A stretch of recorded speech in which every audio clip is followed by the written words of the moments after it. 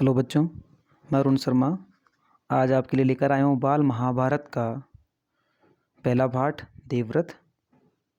पिछली बार हमने बाल महाभारत कथा के प्रश्नोत्तरों को देखा था। आज हम पढ़ेंगे पहले पाठ के देवव्रत के प्रश्नोत्तर। चलिए जल्दी शुरू करते हैं। पहला प्रश्न है, किसने राजा शांतनु को अपने सौंदर्य और नवयौवन से मोह लिया था? तो इसका उत्तर होगा गंगा ने। अगले प्रश्न पे चलते हैं। पैदा होते ही गंगा अपने पुत्रों के साथ क्या किया करती थी? इसका उत्तर होगा कि वह नदी की बहती हुई धारा में फेंक दिया करती थी। जैसे उनके पुत्र पैदा होते थे वैसे अपने पुत्रों को गंगा में या नदी में बहा दिया करती थी। अगले प्रश्न पे चलते हैं। प्रश्न नंबर 3, गंगा द्वारा पुत्रों को नदी में फेंकता देखकर भी राजा शांतनु कुछ क्यों नहीं कर पाते थे? ठीक है, गंगा द्वारा जब पुत्रों को नदी में फेंकती थी तब राजा शांतनु कुछ क्यों नहीं कर पाते थे? तो इसका उत्तर होगा, राजा शांतनु ने गंगा को वचन दिया था कि वे चाहे जो करें लेकिन वो उन्हें रोकेंगे नहीं। जब उन्होंने शादी या विवाह किया था तब उन्होंने इस चीज़ को लेकर आपस में शर्त रखी थी कि गंगा जो कुछ करना चाहिए वो कर सकती है लेकिन उसे वो रोकेंगे नहीं। अगले प्रश्न पे बढ़ते हैं। प्रश्न नंबर 4 है, गंगा राजा शांतनु को छोड़कर क्यों चली गई? इसका उत्तर होगा, राजा शांतनु ने गंगा को अपने 8वें पुत्र को फेंकने से रोककर अपना वचन तोड़ दिया था, इसलिए गंगा उन्हें छोड़कर वापस चली गई।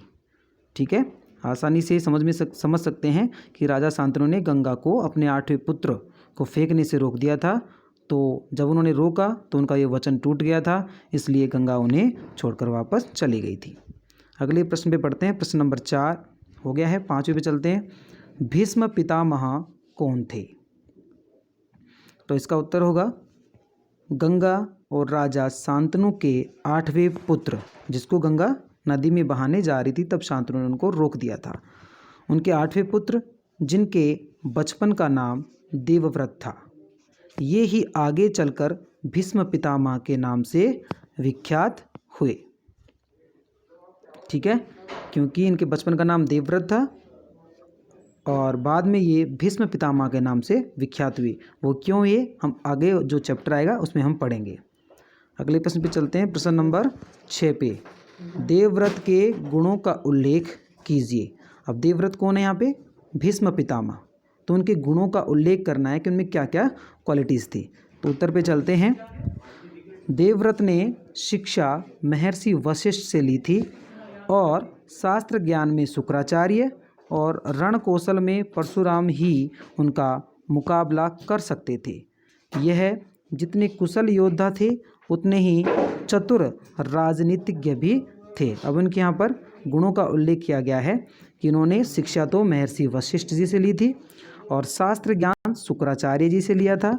रण कौशल में ये परशुराम जी के बराबर थे, उनका मुकाबला कर सकते थे और एक कुशल योद्धा के साथ चतुर राजनीतिज्ञ भी थे। अगले प्रश्न पे चलते हैं। प्रश्न नंबर, ये हो गए आपके देवव्रत के सभी प्रश्नोत्तर, यहीं पर समाप्त होते हैं। अगर अगले जो वीडियो होगा उसमें हम पढ़ेंगे भीष्म प्रतिज्ञा के बारे में और उसके बारे में जानेंगे कि भीष्म प्रतिज्ञा उन्होंने किस तरह से ली थी। तो मिलते हैं अगले वीडियो में, तब तक के लिए धन्यवाद।